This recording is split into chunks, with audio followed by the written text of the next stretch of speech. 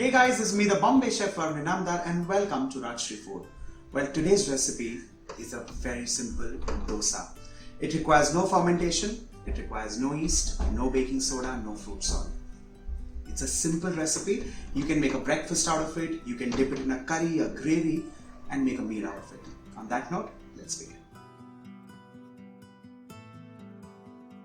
For the poha dosa, just two ingredients. The first one is rice. Now this is short grain rice, you can take any rice.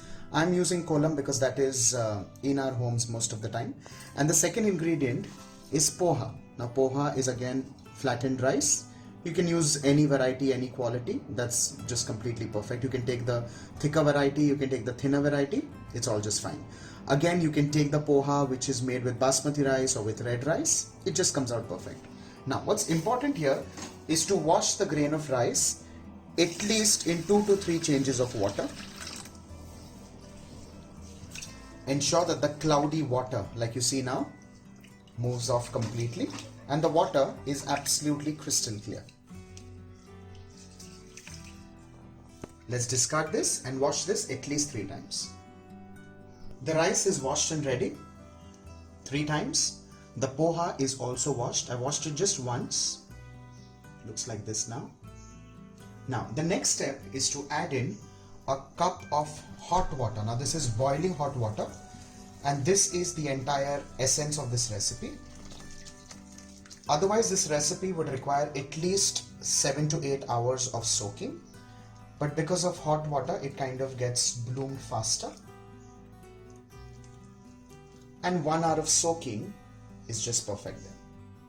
What is also important is to cover this and keep it aside.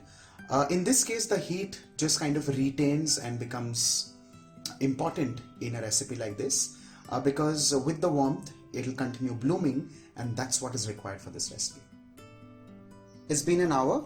Let's check, and let's also check the poha. Let's see, it's puffed up, and that's what we're looking at. An hour of soaking in hot water gives you this kind of result. It's become literally mushy. Let's keep this aside for now. Let's concentrate on the rice and let's transfer this in a grinder. Do not attempt to get adventurous and add all the water at the same time. Initially just begin with rice, and as and when you require water, we're going to use the same water. I've removed the water and kept it aside. Let's grind this into a smooth paste, and I'm going to use all the water that was used for soaking. Let's have a quick check. Well, this is how the batter is. Smooth, just mildly gritty, but that's just about perfect. And you see, out of the 1 cup of water, I have just this much left. But of course, I'm going to use all of that. Remember the ratio, remember the proportion, because we're not going to add in water at any point in time, which is beyond the recipe. Let's add in the soaked poha.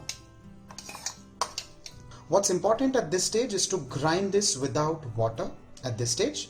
And once it's ground nice and smooth, I'm going to add in all of this remaining water as per the recipe, very strictly, because we need to follow the ratio, we need to follow the proportion, because apart from that we're not going to add in even a drop of water. Remember that. With this, a poha dosa batter is done and ready. Not a single drop of water beyond the recipe. Perfect consistency, and that's what we're looking at. Let's transfer this in a container, and to that we're also going to add in some salt. Scrape in the entire batter from the grinder. Of course, we're not looking at wastage here at all.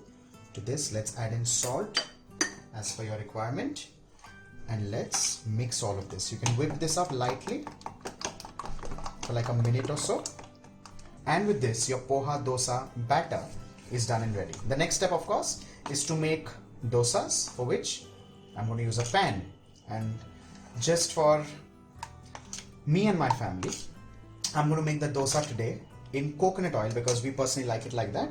But again, nothing is stopping you from making this in vegetable oil or in ghee. Again, the choice is completely yours and personal. Let's begin with just a little bit of coconut oil and allow the pan to heat on high flame. Let's pour a ladle full of batter.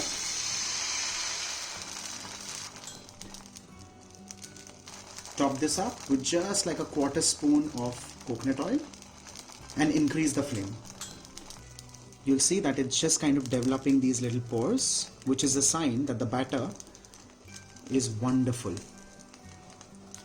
It generates its own steam from within, and that helps in the dosa become nice, spongy, absolutely porous and beautiful. Allow this to cook for some around 45 seconds on one side. Once it's a little custard-like in the center, you'll see the sides have also wonderfully cooked. That's when we will flip this and cook it on the other side as well. It just needs to be lightly brown, not too much. See this, you just kind of open up the sides and flip this.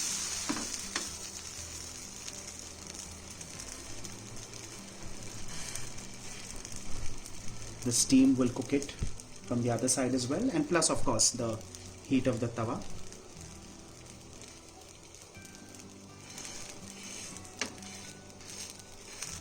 Just a little bit, maybe just 15-20 seconds, and we flip this back. That's when you have a wonderful poha dosa which is done and ready. And this of course can be served in multiple ways. This is done and ready.